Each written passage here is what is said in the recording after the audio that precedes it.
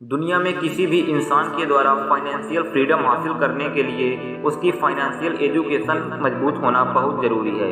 Rules of money पर expert की अगर माने तो फाइनेंशियल एजुकेशन को बढ़ाने का सबसे अच्छा तरीका है किताबें पढ़ना। यही वजह है कि दुनिया में बहुत सी किताबें इसी टॉपिक के ऊपर लिखी गई हैं। अमेरिकन लेखक रॉबर्ट कियोसाकी के द्वारा लिखी गई रिच डैड पुअर डैड नाम की किताब भी दुनिया की उन्हीं किताबों में से एक है जिसे बहुत से लोग लाइफ में अपना गोल अचीव करने और कामयाबी हासिल करने के लिए पढ़ते हैं। फाइनेंशियल एजुकेशन के मामले में इसको दुनिया के सबसे फेमस किताबों में शुमार किया जाता है। पर आज की हमारी इस वीडियो में हम आपको इसी बुक की समरी बताने वाले हैं। रिच डैड पुअर डैड किताब की कहानी लेखक रॉबर्ट कियोसाकी ने अपनी खुद की लाइफ स्टोरी पर आधारित है। इस किताब में वो अपने दो पिताओं के बारे में लिखते हैं, जिनमें एक उनके असली पिता हैं जिनको उन्होंने पुअर डैड का टाइटल दिया है, और दूसरे उनके मुंह बोले पिता हैं जो कि असल में उनके एक दोस्त के पिता हैं और उनको उन्होंने किताब में रिच डैड का टाइटल दिया है। दरअसल उनके असली पिता बहुत ही ज़्यादा पढ़े लिखे और हार्ड वर्किंग इंसान हैं, जो कि पेशे से एक टीचर होने के साथ ही फाइनेंशियल काफ़ी कमज़ोर हैं। इसीलिए रॉबर्ट उन्हें किताब में पुअर डैड कहकर बुलाते हैं। वहीं दूसरी तरफ उनके मुंह बोले पिता सिर्फ 8वीं क्लास तक पढ़े हैं, लेकिन फाइनेंशियल एजुकेशन स्ट्रांग होने की वजह से वो अपने शहर के सबसे बड़े और सबसे अमीर बिजनेसमैन में शुमार किए जाते हैं। इसलिए रॉबर्ट किताब में उन्हें रिच डैड कहकर बुलाते हैं। इस कहानी में रॉबर्ट के रिच डैड उन्हें उनकी ज़िंदगी के अलग अलग पड़ावों पर 30 साल तक 6 ऐसी अहम शिक्षाएं देते हैं जो कि लाइफ में कामयाबी हासिल करने, अमीर बनने के लिए वो बहुत ज़रूरी हैं। रॉबर्ट के रिच डैड के द्वारा बताए गए 6 रूल दुनिया के किसी भी इंसान को अमीर और कामयाब बना सकते हैं। चलिए उन्हीं 6 रूल्स को जान लेते हैं। एक अमीर इंसान को बनने के लिए उन 6 रूल्स को जरूर फॉलो करना चाहिए। Rule number 1, rich don't work for money, money work for them. Robert के रिच डैड बताते हैं कि दुनिया के ज़्यादातर लोग कई दशकों से एक विशेष तरह के सर्कल में फंसे हुए हैं। वे इस सर्कल को रैट रेस कहकर बुलाते हैं। दरअसल आज दुनिया के ज़्यादातर लोगों की ज़िंदगी का मकसद सिर्फ अच्छे कॉलेज में पढ़ाई करना, अच्छी नौकरी ढूंढना, शादी करना और फिर ज़िंदगी भर अपनी सैलरी से घर वगैरह जैसी चीज़ों को लोन भरते रहना है। लोगों को इस बात का एहसास ही नहीं होता कि इस तरह के लाइफ में वे मेहनत तो सबसे ज़्यादा करते हैं, लेकिन उनकी मेहनत का फ़ायदा किसी और को ही होता है। असल में बहुत से लोग इस रैट रेस का हिस्सा बनकर नाखुश भी होते हैं, लेकिन फिर भी अपने मन के डर, लालच और जिम्मेदारियों की वजह से वे मजबूरी में इसका हिस्सा बने रहते हैं। रिच डैड कहते हैं कि इंसान को सबसे पहले तो अपने डर को खत्म करके इस रैट रेस से बाहर निकलना चाहिए और फिर कुछ ऐसा करना चाहिए। इसमें आप पैसों के लिए काम ना करें, बल्कि पैसा आपके लिए काम करे। वह पुरानी कहावत है ना कि पैसा ही पैसे को खींचता है। ठीक उसी तरह आपको भी अपनी लाइफ में कुछ ऐसा करने की जरूरत होती है जिसमें कि आपका पैसा ही आपको कमा कर दे। Rule number 2, keeping money is more important than making it. दुनिया में आपको ऐसे बहुत से स्पोर्ट्समैन और सेलिब्रिटीज देखने को मिल जाएंगे जो कि एक समय तो काफ़ी अमीर हुआ करते थे, लेकिन आज उनके पास कुछ भी नहीं है। असल में लोग इस तरह अमीर से गरीब इसलिए होते जाते हैं क्योंकि उनमें फाइनेंशियल एजुकेशन की कमी होती है, यानी उनके अंदर पैसे को मेंटेन और ग्रो करने का हुनर नहीं होता।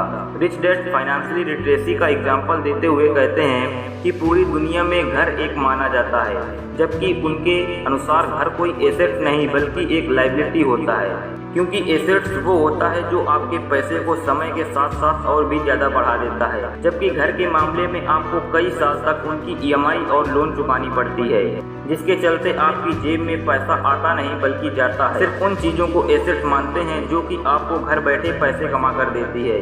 वे कहते हैं कि अमीर बनने के लिए सिर्फ पैसा कमाना ही काफ़ी नहीं होता, बल्कि पैसे को कमाकर उसको मेंटेन और ग्रो कैसे किया जाए ये सीखने में सबसे ज़्यादा इम्पोर्टेंट होता है। Rule number 3, get in your business along with your job. दुनिया में जब किसी इंसान को उसकी पसंदीदा जॉब मिलती है तो वो पूरी ज़िंदगी उसी को करने का मन बना लेता है और फिर बिना कुछ सोचे समझे अपनी पूरी लाइफ को उसी जॉब को करने में बिता देता है। रिच डैड चाहते हैं कि दुनिया का कोई भी इंसान अगर चाहे तो अपनी जॉब के साथ ही कोई दूसरा काम भी कर सकता है और बिना अपनी जॉब को छोड़े वो एक नया बिजनेस एम्पायर का किंग बन सकता है। अब इस बात को समझने के लिए हम दुनिया की सबसे बड़ी फास्ट फूड चेन मैकडोनल्ड के फाउंडर रे क्रॉक का एग्जाम्पल ले लेते हैं। अगर हम लोगों में से किसी से यह सवाल पूछा जाए कि रे क्रॉक किस बिजनेस से पैसा कमाते हैं, तो फिर हम लोगों में से सभी लोगों का यह जवाब होगा कि फास्ट फूड के बिजनेस से। लेकिन असल में दोस्तों, रे क्रॉक का मुख्य बिजनेस फास्ट फूड नहीं बल्कि रियल इस्टेट है, क्योंकि मैकडोनल्ड के बिजनेस को बड़ा करते करते रियल इस्टेट ओनर बन चुके हैं।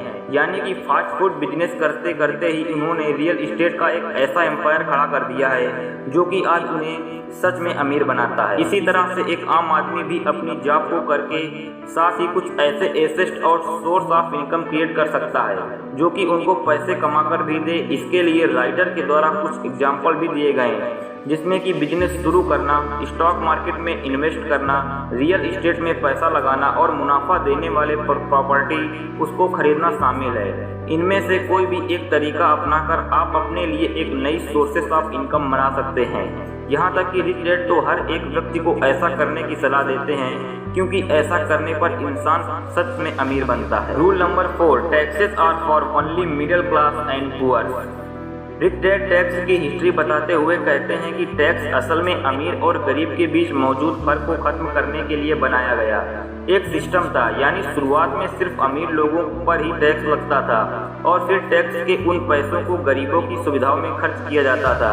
लेकिन समय के साथ धीरे धीरे मिडिल क्लास पर भी टैक्स लगना शुरू हो गया और आज की अगर बात करें तो यह मामला पूरी तरह से उल्टा हो चुका है, क्योंकि आज अमीर लोग अपने दिमाग और चालाकी का इस्तेमाल करके खुद के टैक्स देने से बचा लेते हैं और सरकार के खाते में जो सबसे ज़्यादा टैक्स जमा होता है वह मिडिल और अपर मिडिल क्लास के द्वारा ही जमा किया जाता है। बड़े बड़े अमीर बिजनेसमैन और उद्योगपति पहले पैसा कमाते हैं, फिर अपनी सभी जरूरत व हादसों को पूरा करने के लिए वह उन पैसों को खर्च करते हैं। लास्ट में अगर कुछ बचता है तो उस पर पैसे से टैक्स भरते हैं, जबकि वही मिडिल और अपर मिडिल क्लास के लोग पैसा कमाने के साथ ही टैक्स भी भरते हैं।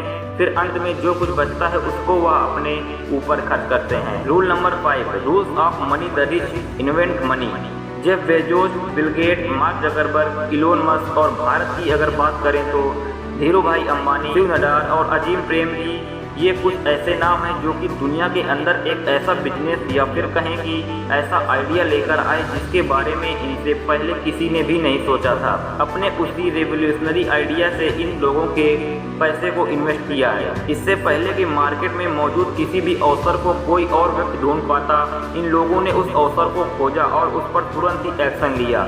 इसलिए कहा जाता है इन लोगों ने पैसा कमाया नहीं बल्कि उसको इन्वेंट किया, क्योंकि ये दुनिया की उन चीज़ों को लेकर आए जो कि यहाँ पहले से मौजूद नहीं थी। इसी तरह आपको भी सिर्फ पैसा कमाने के बारे में नहीं बल्कि पैसा को इन्वेंट करने के बारे में भी सोचना चाहिए।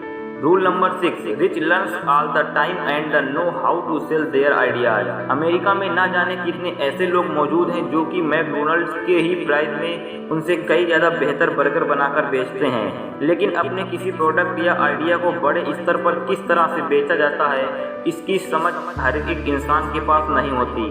तभी तो वो मैकडोनल्ड से अच्छा बर्गर बनाने के बावजूद भी उसको सिर्फ लिमिटेड एरिया या लिमिटेड क्वांटिटी पर ही बेच पाते हैं, जबकि मैकडोनल्ड पूरी दुनिया में किसी लिमिट के बगैर अपने बर्गर बेचता है। इस लास्ट लेसन के जरिए राइटर हमें यह समझाते हैं कि अमीर इंसान कभी भी नई चीज़ों और नए स्किल्स को सीखना बंद नहीं करता है। इसी आदत की वजह से उसको हमेशा यह पता होता है कि अपने प्रोडक्ट या आइडिया को बड़े लेवल पर कैसे बेचा जा सकता है। बिजी रहते हुए आप भी बहुत सीख सकते हैं।